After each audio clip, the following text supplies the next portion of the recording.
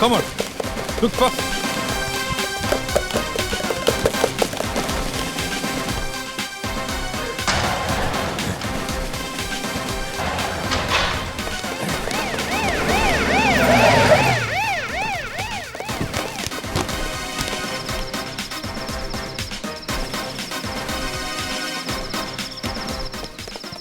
സാറേ, നമ്മളെ രാവിലെ തൊട്ട് അവൻ തീറ്റിച്ചല്ലേ. അവന് ഒന്ന് ചവിട്ടി അരച്ചേക്കണേ. അവന് കേറിയിരിക്കാൻ കണ്ട ഫ്ലാറ്റ്. അവൻ്റെ ഉടക്കം വന്നു പോകും.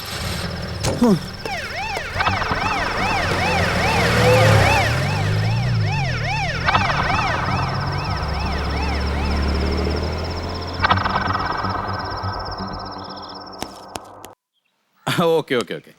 ഏയ് no no no no no. അവരോട് പെട്ടെന്ന് അഡ്മിറ്റ് ആകാൻ പറയും. ആ സാറിനെ അന്വേഷിച്ചെന്ന് പറഞ്ഞു. ഓക്കെ, ഞാൻ കൊണ്ട് വിളിക്കാം. അന്വേഷിച്ചു. എടോ, ആ ലിവറിൻ്റെ ഓപ്പറേഷൻ കഴിഞ്ഞ കുട്ടിയുടെ കാര്യം ഞാൻ ഇനി എന്താ ചെയ്യണ്ടേ? ഇതിപ്പോൾ എത്ര ദിവസം എന്ന് എനിക്കറിയാവോ? 27 ദിവസമായി. അവർ പാവങ്ങളാണ് സാർ. ഓട്ടോ ഓടിച്ചു കിട്ടുന്ന പൈസ കൊണ്ടാണ് അയാൾ ആ കുടുംബം നോക്കുന്നത്. എപ്പോഴും പ്രേമിക്കുന്നവർ പരസ്പരം പറയാറില്ലേ സാർ, നീ എൻ്റെ കരളാണെന്നൊക്കെ? ശരിക്കും അത് യാഥാർത്ഥ്യമായി കണ്ടത് ഇവരുടെ ജീവിതത്തിലാണ്. സ്വന്തം കരളാണ് അയാൾ കാമുകിക്ക് വേണ്ടി പകുത്തു കൊടുത്തത്.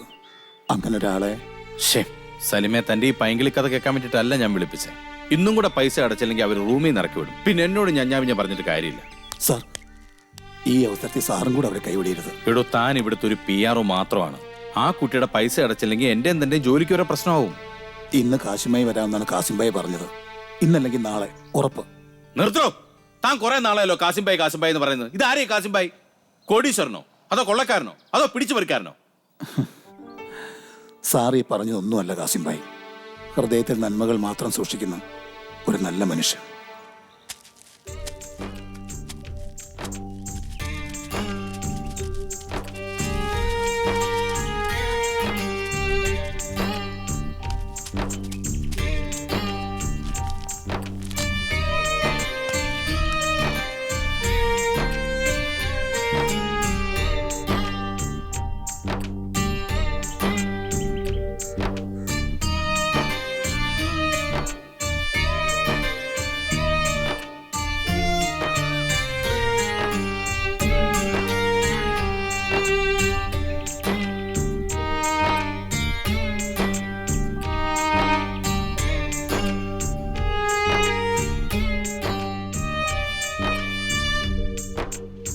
ഇപ്പൊ സാറിന് മനസ്സിലായില്ലേ, അദ്ദേഹം ഈ ചെയ്യുന്നതെല്ലാം പാവങ്ങൾക്ക് വേണ്ടി മാത്രമാണ്. ഹേയ്, ഇതൊന്നും പറഞ്ഞാൽ ശരിയാവില്ല സലിമേ. പൈസ അടച്ചില്ലെങ്കിൽ അതൊക്കെ വലിയ പ്രശ്നങ്ങളാവും. അതുകൊണ്ടാ ഞാൻ. ക്യാമറയൊക്കെ റെഡിയാണോ? എന്താ സലിമേ ക്യാമറയൊക്കെ? അല്ല സാർ, ഡോക്ടറോട് ചോദിക്കാന്ന് പറഞ്ഞ ചാനലില് സാറിനെ വെച്ചിട്ട് ഒരു ലൈവ് പരിപാടി ഞാൻ അറേഞ്ച് ചെയ്തിട്ടുണ്ട്. അതിന്റെ എന്നെ വെച്ചിട്ടോ? ടിവിയിലോ? അതെല്ലാരും കാണുമോ? ഇതൊക്കെ നേരത്തെ പറയണ്ടേ സലിമേ? ഞാൻ പോയിട്ട് ഫേഷ്യൽ ചെയ്തിട്ട് വന്നാലോ? അല്ല, ഒരു കാര്യം, ഞാൻ മീശ ഓടിച്ചിട്ട് വരാം. ഭാര്യ പറഞ്ഞിട്ടുണ്ട് നന്നായിരിക്കും. വന്ന് പോയി ഷൂട്ട് ചെയ്യാം. സാർ, അപ്പൊ കുട്ടിയുടെ പൈസയുടെ കാര്യം? കുട്ടിയുടെ പൈസ അതൊക്കെ എപ്പോ വേണം നമുക്ക് അടക്കാൻ മേലെ സലിമേ. പൈസ ആണോ വലുത്? മനുഷ്യരിൽ നിന്നുള്ള സ്നേഹമല്ലോ വലുത്, അല്ലേ സലിമേ? പൈസ കൊടുത്ത് നമുക്ക് ഇങ്ങനെ ടിവിക്കകത്ത് വരാൻ പറ്റുമോ സലിമേ? സലിം ഇങ്ങോട്ട് വന്നേ. സലിമാണ് ശരിക്കും PR.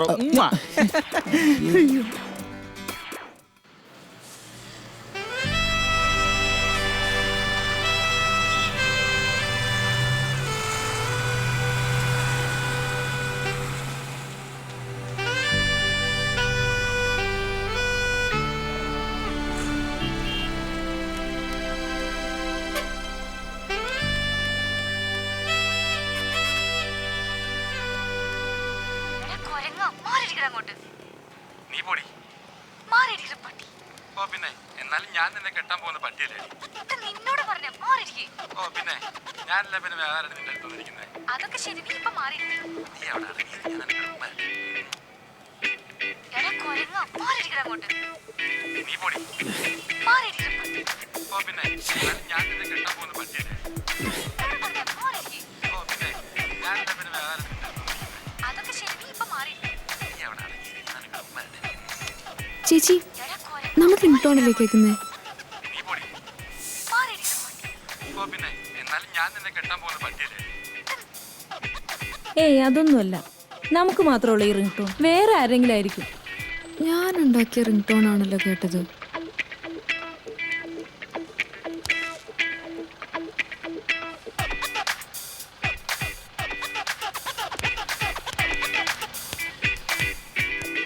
നമ്മുടെ ബസ് മാത്രം കാണുന്നില്ലല്ലോ ചേച്ചി. നമ്മുടെ ബസ് വരാൻ സമയമാകുന്നല്ലേ ഉള്ളൂ.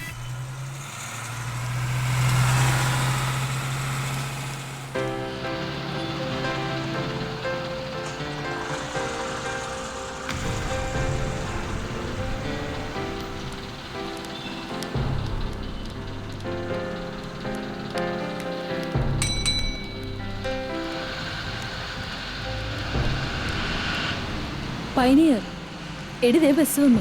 ആ ചേച്ചി വാ.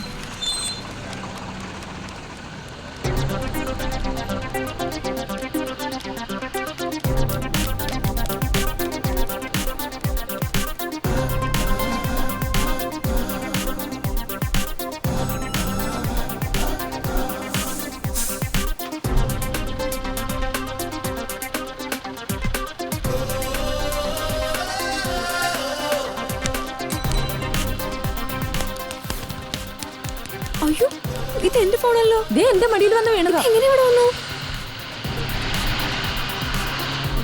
ഫ്ലാറ്റിൽ പിടിച്ച കള്ളൻ അയാളല്ലേ? അതല്ലേ ഇവിടെ കൊണ്ടുവന്നിരുന്നേ? ആരായിരിക്കും?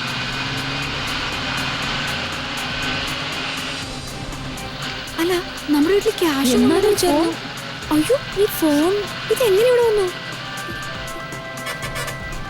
ദേ അവിടെ ഒരാൾ നിന്ന് കൈ കാണിക്കുന്നുണ്ട്.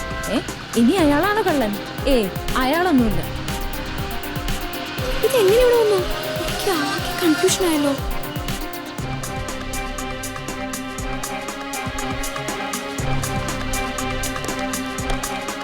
ഹലോ സാർ,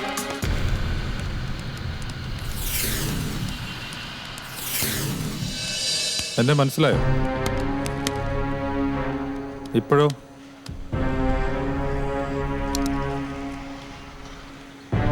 എന്നെ ഓർമ്മയുണ്ടോ?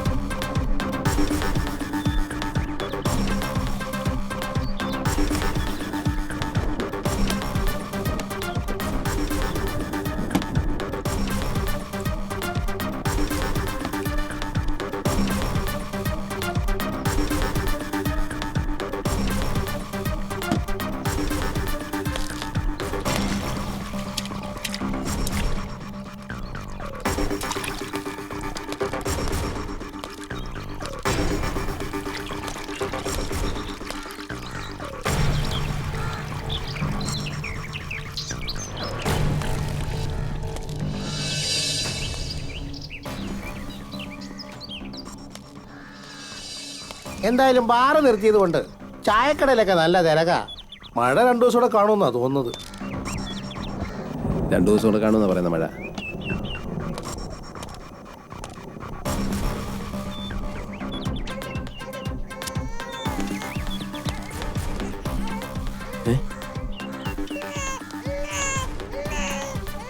കുഞ്ഞിന്റെ കരച്ചിലാണ്.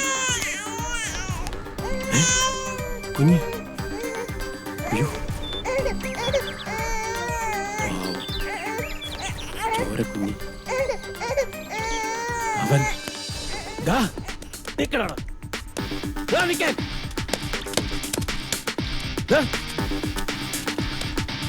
നിക്കണോ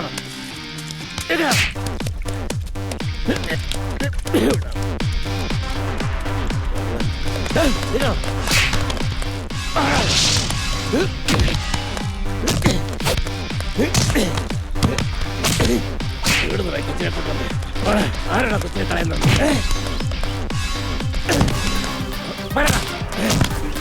ആരുടെ കുഞ്ഞിനെ കൊണ്ട് കളയാൻ പറഞ്ഞു? പട്ടി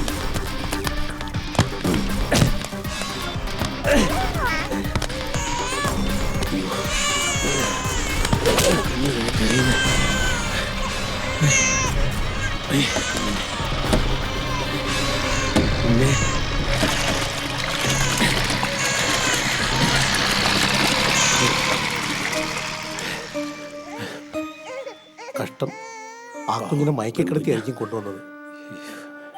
ഏതോ ദുഷ്ടയായ സ്ത്രീ ഇവളെ ഉപേക്ഷിച്ചതാ.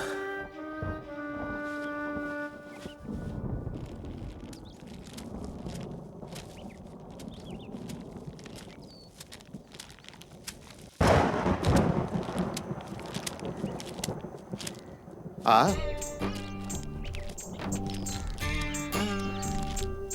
കാസിമേ വന്നോ? എമ്പാടും നേരായി കുട്ടികൾ അന്യം കാത്തിരിക്കണം. ഇക്കാക്ക, ഇതാ ഇന്നൊരു സമ്മാനം കൂടെ കിട്ടി. ഇവൾ ബോട്ട് ചെട്ടിയിൽ ഉപേക്ഷിക്കപ്പെട്ട നിലയിൽ കിട്ടിയതാ.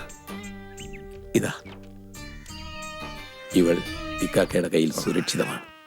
എനിക്ക് ഉറപ്പുണ്ട്. അല്ലാ, നല്ല മുഞ്ചുള്ള കുഞ്ഞ്. ഈ മനുഷ്യന്മാര് പലരും ഇബിലീസുകളാണ് കേട്ടോ.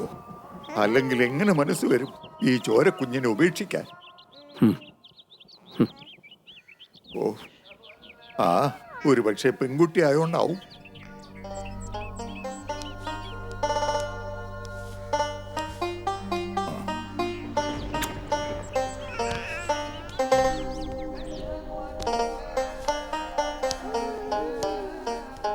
കാസിമേ, ഇത് കണ്ടോടാ, ഈ വന്ന് കേറിയപ്പോള്ള ആ കുട്ടിയാളൊരു സന്തോഷം.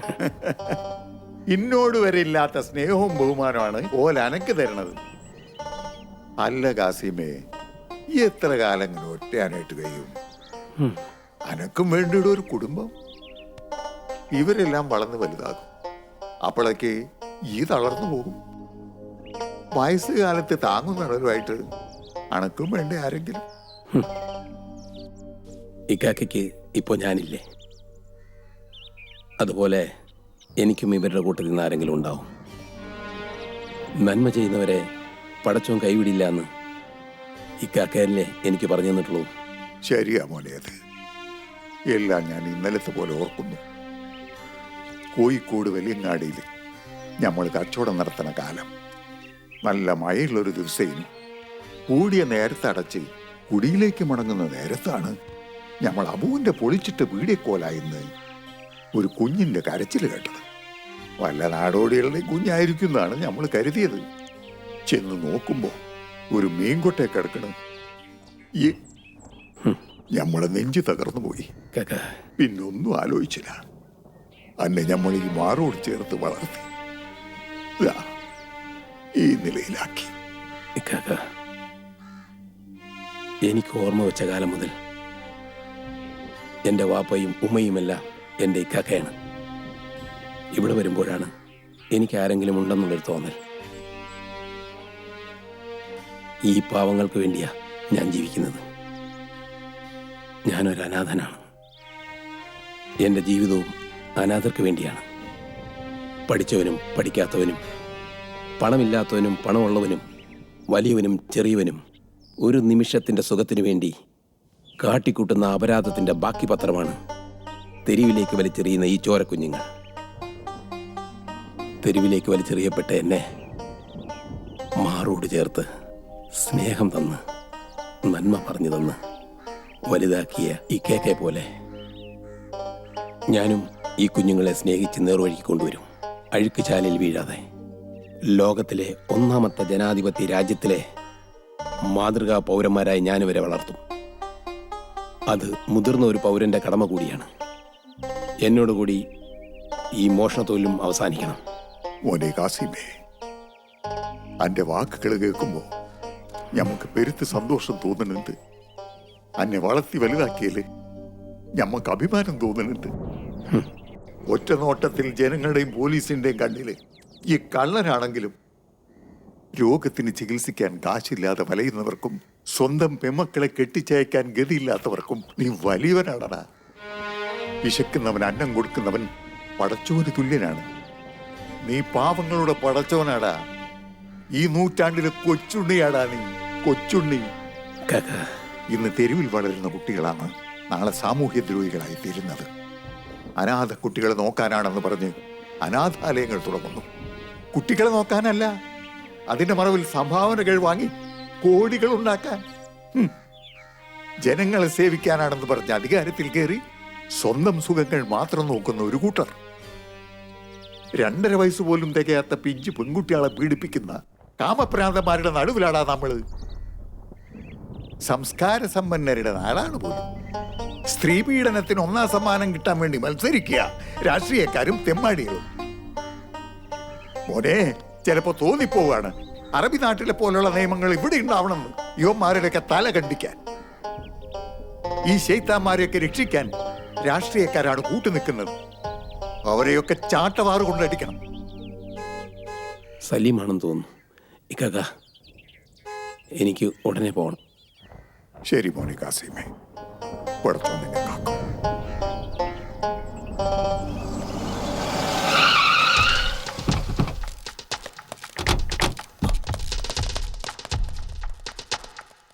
Good evening sir. Good evening. ഇരിക്കൂ.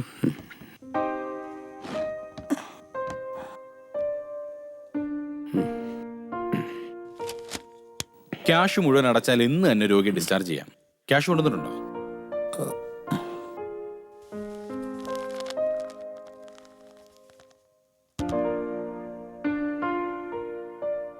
ഡോക്ടർ, മുഴുവൻ കാശ് ഇതിലില്ല.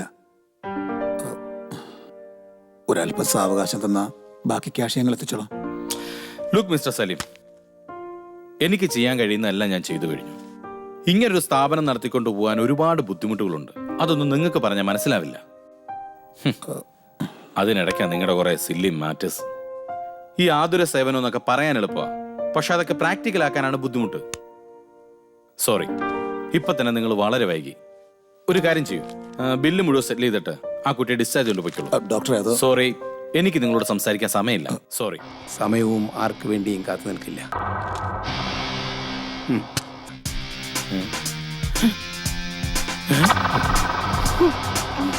ഇതാണല്ലേ കാസിം ഭായി. അയ്യോ, തോക്ക്. പാവം എന്ന് പറഞ്ഞ് തോക്ക് കേട്ട നടക്കുന്നത്. ഇതെവിടെ ബെല്ല്? ഇവിടെ ഇവിടെ ഇവിടെ.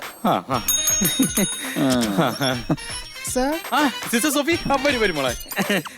മറ്റേ എന്താ റൂം നമ്പർ 12 പേഷ്യന്റ് ഉണ്ടല്ലോ, ആ കുട്ടിയുടെ ഡിസ്ചാർജ് ഷീറ്റ് പെട്ടെന്ന് കൊണ്ടുവരൂ. വേഗം വേണം കേട്ടോ. പോയിക്കോളൂ മോളെ. ഇത്രയും സിൻസിയർ ആണ് കാസിം ഭായി എന്ന് എന്താ നേരത്തെ പറയാതിരുന്നത്? അവസരം വരുമ്പോൾ പറഞ്ഞാൽ മതിയല്ലോ സാറേ. അത് മതി, അത് മതി. എന്നാലും സലിമൻ എന്നോടൊന്ന് പറയായിരുന്നു. പറയാമായിരുന്നു, പക്ഷെ പറയാൻ ഡോക്ടർ സമ്മതിക്കണ്ടേ? സമ്മതം ചോദിക്കുന്നത് എന്താ മനസ്സമ്മതോ? അടിക്കും ഞാൻ. ഇതൊക്കെ ഇടയ്ക്ക് കയറി അങ്ങ് പറയണ്ടേ? അല്ലേ?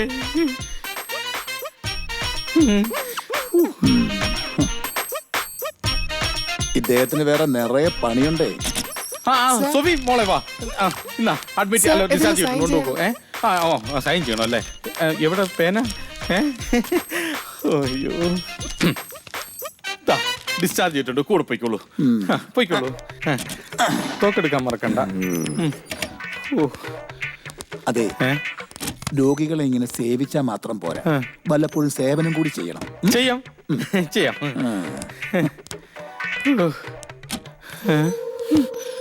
തോക്കെടുത്തെങ്ങാനും ഒരു കീച്ച് കീച്ചിരുന്നെങ്കിൽ ടിവിയിലെ ഷോയും കാണാൻ പറ്റില്ലായിരുന്നു. അങ്ങനെ വിടാൻ പറ്റില്ലല്ലോ.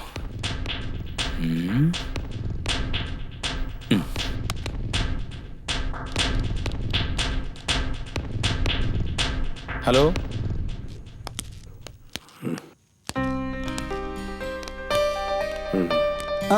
വേണ്ട വേണ്ട, ഇരിക്കെ.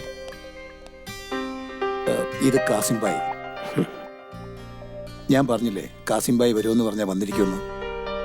ഇപ്പൊ എല്ലാവർക്കും സമാധാനമായല്ലോ. ഇനി നമുക്ക് പോവാം.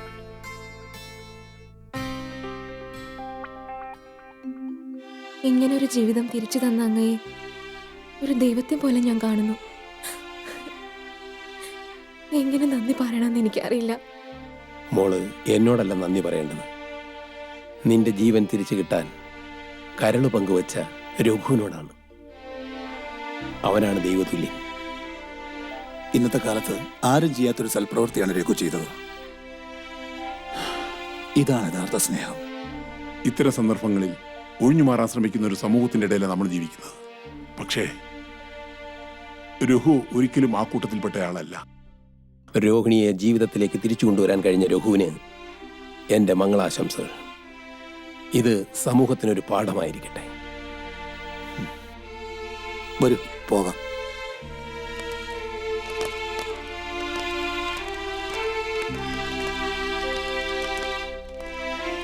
മോളെ സൂക്ഷിച്ചു.